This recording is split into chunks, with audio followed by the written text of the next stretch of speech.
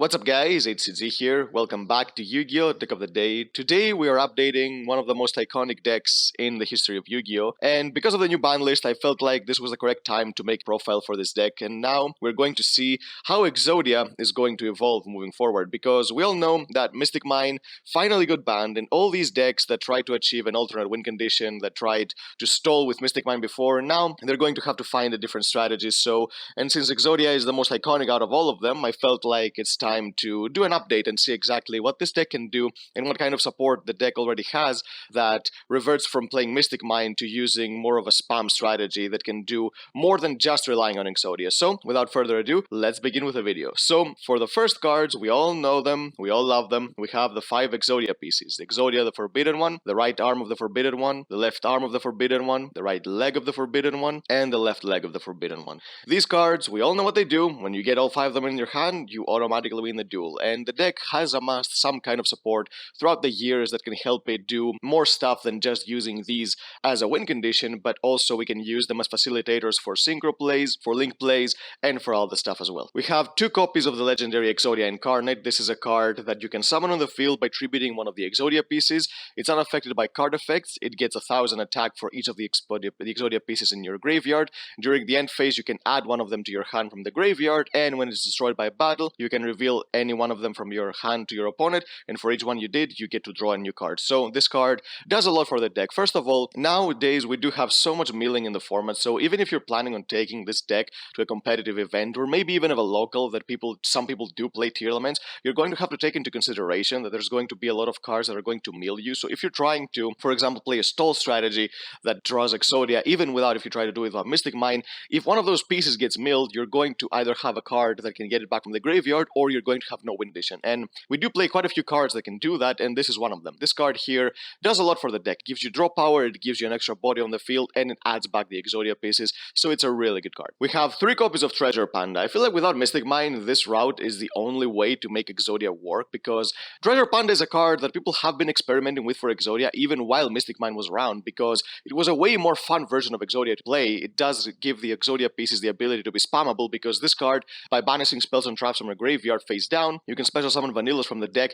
with level equal to the amount of cards you banish. So every time you banish one spell or trap card, you can summon an Exodia piece, so it gives you the ability to use all of your dead resources in the graveyard to make use out of them to get a lot of monsters on the board. And because the Exodia pieces are level 1 monsters, there are some really niche things you can do with them, especially when you combine them with some other vanilla monsters we're going to talk about a little bit later. So Treasure Panda is the turbo card that you need to get access to as quickly as possible, because it's going to facilitate all your plays. So for that reason, we are also playing 3 copies of Summoner Monk, which is a monster that can get you any level 4 monster from the deck by using a spell card. Mainly, you're going to always get Treasure Panda from the deck, and also this card being a spellcaster means that you can use it for a lot of cards that can get you access to a lot of more draw power, like for example, getting Spellbook of Knowledge, so you can get even more draw power from your deck. We play 2 copies of Flamvelgar. Now, this is the tuner that you're going to be needing to summon with Treasure Panda, along with the Exodia pieces to be able to synchro into Formula, so you can get even more draw cards, because, you know, Exodia decks, as long as they can keep drawing cards, they have more plays, and if they don't draw cards, then their plays are very, very limited, because the 5 opening cards you're going to be drawing in a deck like this are not going to be enough to do a lot. So this is why we need to be able to draw more cards, and maxing out on Formula Synchro and the ability to bring it out is really important. We also play 2 copies of Magician's Souls. This is another card that has a lot of synergy with the deck. A, it's a level 1 monster, because you can use it for stuff like Formula. B, it's a card that can send spells and traps to you from your hand to the graveyard, not only to draw you new cards, but also facilitate Treasure Panda even more by having more cards in the grave to banish. And also, because we do play the legendary Exodia Incarnate, which is a level 10 spellcaster monster, we do have a free target be able to special summon Magician's Souls from our hand. For the spell cards, we play 3 copies of Wonder One. Being able to send Exodia pieces from the field to the grave to draw even more cards is important, because you can get back those Exodia pieces with a lot of different ways, and also being able to special summon them from the graveyard, because we do play cards that not only summon them from the deck, but can also special summon from the graveyard. So you don't really mind giving up on them when you first summon them to draw even more cards, because you're going to eventually draw those revival spells to be able to get them back from the grave. We play 2 copies of White Elephant's Gift. This is another card that basically does the exact same thing. You can send a face-up non-effect monster you control to the grave to draw 2 cards.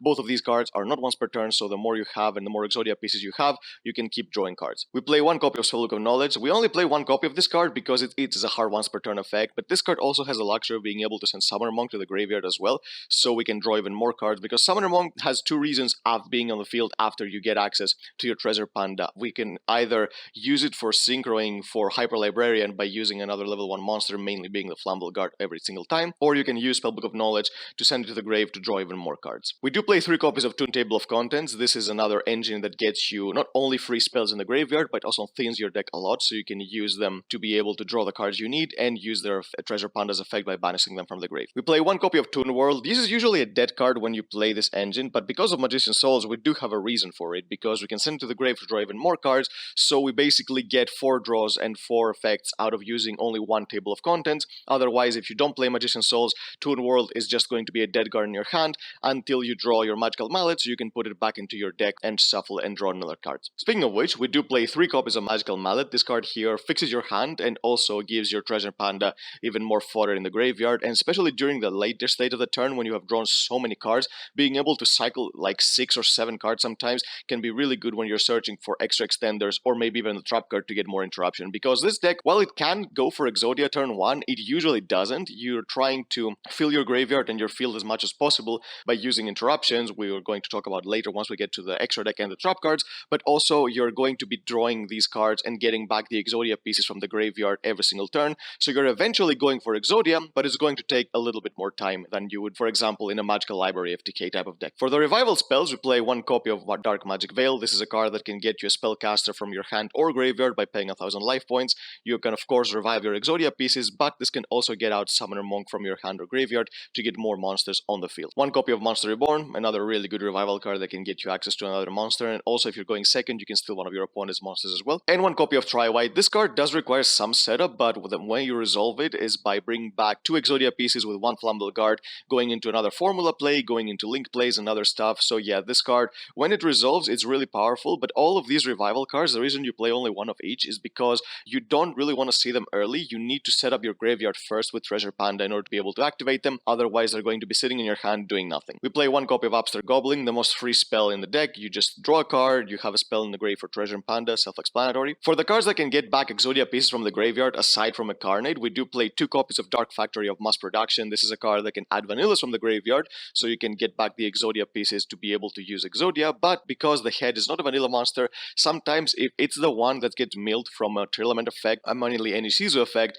you need to be able to get it back from the graveyard as well, aside from having only Incarnate. So we do play 2 copies of Pot of Avarice, which not only puts back the Exodia pieces that get milled back into our deck, but being able to put cards like Formula Synchrons, Flammable Guards, and also the Exodia pieces back into our deck not only gives us a draw too, but it means a Treasure Panda can keep going and keep special summoning more monsters to be able to get more plays out. And the only trap card that we play in the deck is 2 copies of Obliterate. This card serves 2 purposes, because not only is it a disruption, but because we do play Magician's Souls, aside from the effect that you can use to send an Exodia piece from your hand or deck to the grave compulsory a monster, this card, when it's sent from the field zone to the graveyard, you can target a Forbidden One monster in the grave or an Exodia monster in the grave and add it to your hand, and Magician's Souls can use this effect very consistently by setting this, sending to the graveyard with Souls to draw more cards, and also getting an Exodia piece back in the process. For the extra deck, we have the 1 copy of TG Hyper Librarian. This is a monster you can summon when you open Summoner Monk. If you open just Treasure Panda, you don't want to synchro it away for a Librarian because you want to keep using its effect, but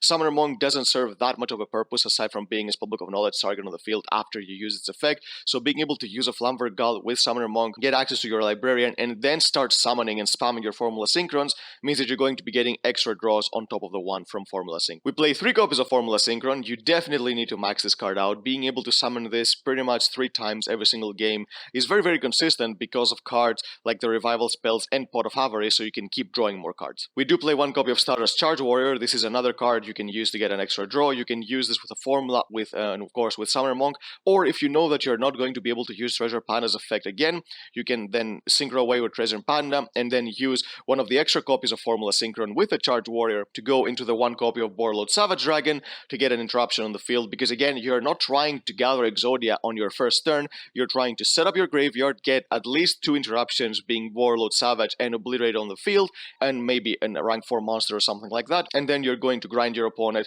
by getting back the Exodia pieces, and you're eventually going to win the duel. We do play some rank 4 monsters because Summoner Monk gets us 2 level 4s on the field, so we do play Baguska, which is a card that can stand a lot of decks out, and we also play a Beast Dweller because we're in a format when Tear Laments are still thriving like no other deck, and we need to be able to stop our opponent's graveyard plays. And for the links, we play 1 copy of Link Kuribo because we do play a lot of level 1 monsters. 1 copy of Link Spider. This card can use its effect very easily in this deck because we do play a lot of vanillas, being the Exodia pieces and Flammable Guard, so we can summon one from our hand in case we draw them, and we can get more monsters on the field. And the rest of the cards are mainly utility cards. We play one copy of Nightmare Phoenix for background removal, one copy of Nightmare Unicorn for link climbing and more removal, one copy of Yugioh. We can get us a lot of cards. Sometimes you know that you're going to draw so many cards, and if you have a second copy of Treasure Panda in your hand, you can then link the first one away for a Yugioh, keep drawing more cards, and then special summon the second copy from your hand with Scaldred's effect, and then you can just keep playing like that. One copy of Appaloosa for more interruption, and of course one copy of Access Code for being able to kill our opponent going second, because again, the deck does spam a lot, so it's possible to get a lot of big bodies on the field by linking away all your Exodia pieces,